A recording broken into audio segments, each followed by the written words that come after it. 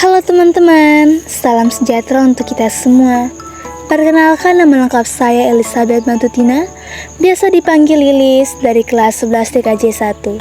Asal sekolah saya dari SMK Negeri 1 Larantuka. Di sini, saya akan membahas soal-soal yang diberikan oleh Bapak Guru saya, yaitu Bapak Christopher Sewen pada bab 7, yaitu melakukan sambungan fiber optik.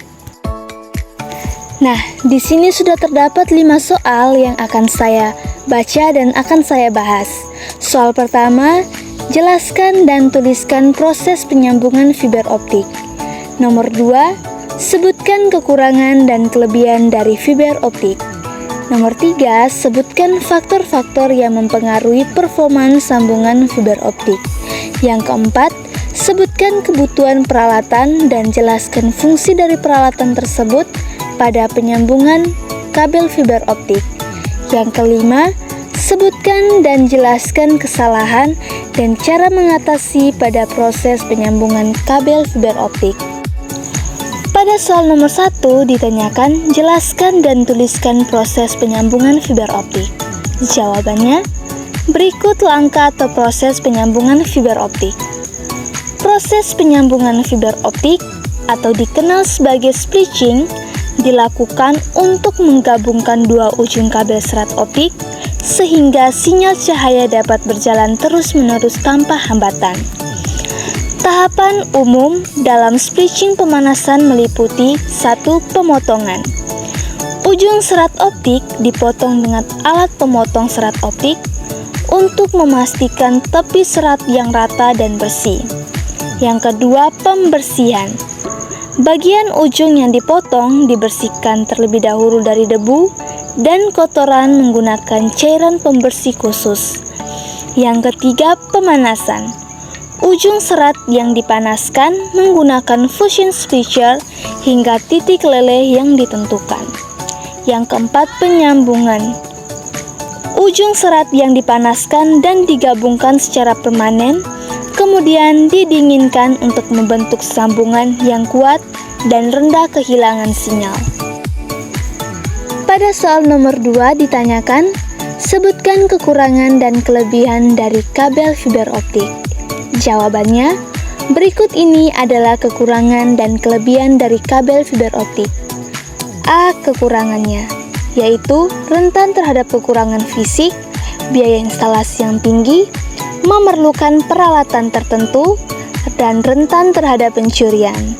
B. Kelebihannya, yaitu bandwidth yang tinggi, tahan terhadap gangguan elektromagnetik, parak transmisi yang panjang, kepadatan yang tinggi, dan keamanan data. Pada soal nomor 3 ditanyakan, sebutkan faktor-faktor yang mempengaruhi performance atau cara kerja pada sambungan fiber optik. Jawabannya, faktor yang mempengaruhi cara kerja sambungan fiber optik adalah sebagai berikut. Yang pertama, kualitas konektor. Yang kedua, penyisipan dan pengelasan. Yang ketiga, kekuatan sinyal. Yang keempat, penyimpangan mekanis. Yang kelima, panjang kabel. Yang keenam, lingkungan fisik. Pada soal nomor 4 ditanyakan, sebutkan kebutuhan peralatan dan jelaskan fungsi dari peralatan tersebut pada penyambungan kabel fiber optik. Jawabannya, untuk melakukan penyambungan kabel serat optik, Anda membutuhkan peralatan berikut. Yang pertama, pemotong serat optik.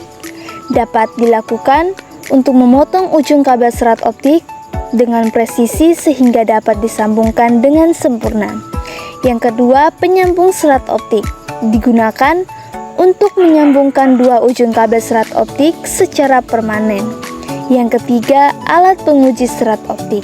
Digunakan untuk menguji kualitas dan kehandalan penyambungan serta kinerja kabel serat optik. Yang keempat, penyambungan serat optik. Digunakan untuk melekatkan dan menyambungkan ujung kabel serat optik ke perangkat lain seperti switch dan router. Pada soal nomor 5 ditanyakan, sebutkan dan jelaskan kesalahan dan cara mengatasi pada proses penyambungan kabel fiber optik. Jawabannya, berikut adalah cara mengatasi permasalahan pada proses penyambungan kabel optik, yaitu pengotoran debu, minyak, atau partikel lain yang dapat mengganggu koneksi optik dan menyebabkan penurunan kualitas sinyal. Cara mengatasinya yaitu kita harus selalu menjaga kebersihan pada kabel optik dengan baik agar koneksi jaringan optik dapat berjalan dengan baik dan lancar tanpa ada hambatan.